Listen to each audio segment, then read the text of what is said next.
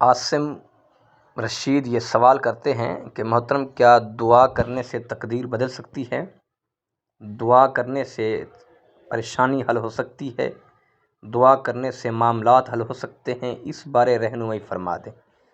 جی السلام علیکم ورحمۃ اللہ وبرکاتہ۔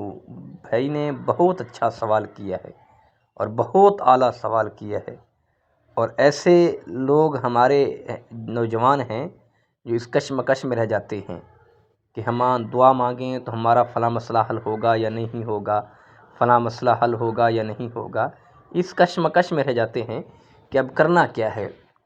پیارے بھائیوں دیکھو، سب سے پہلی بات تو یہ ہے کہ جب ہم رب سے دعا مانگتے ہیں تو ہمارا مسئلہ حل ہو جاتا ہے، لیکن وجہ یہ ہے کہ ہمارا جو دل ہے وہ پختہ نہیں ہے، ہمارا یقین کامل نہیں ہے، ہم کامل یقین کے ساتھ دعا نہیں مانگتے، ہم شک میں رہ جاتے ہیں، دعا ہماری قبول ہو نہ ہو، اس طرح کے معاملات دل میں چلتے رہتے ہیں۔ اور جب دعا مانگیں تو ذرا بھر بھی شک نہ ہو، اس نیت سے دعا مانگیں تو پھر دیکھیں اللہ رب العزت جل جلالہ و شان اموالہ کی ذات کیسے دعا قبول کرتی ہے۔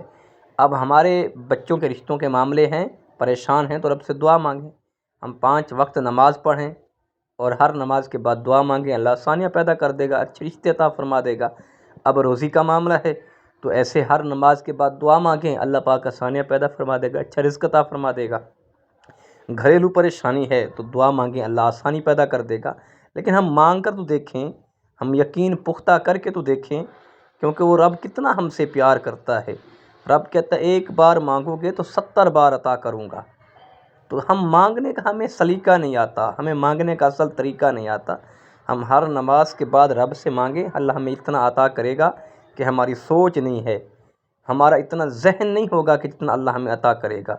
اللہ ہمیں حلال رزق عطا فرمائے، اللہ ہمیں دعا مانگنے کی توفیق عطا فرمائے، اللہ ہم سب کا حامی و ناصر ہو، اللہ ہم سب کی بھلائیاں